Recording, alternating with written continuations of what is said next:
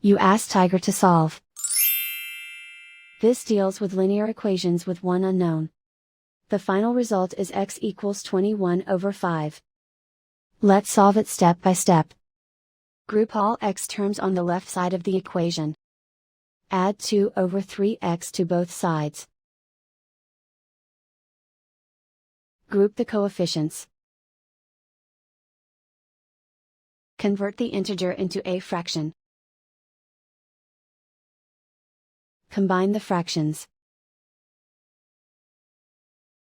Combine the numerators. Group like terms. Combine the fractions. Combine the numerators. Reduce the zero numerator.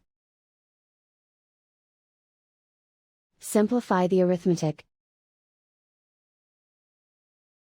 Isolate the x. Multiply both sides by inverse fraction 3/5.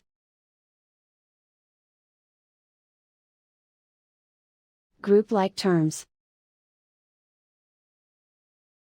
Multiply the coefficients. Simplify the fraction. Multiply the fractions.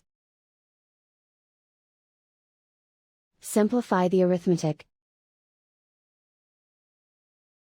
And so the final result is x equals 21/5.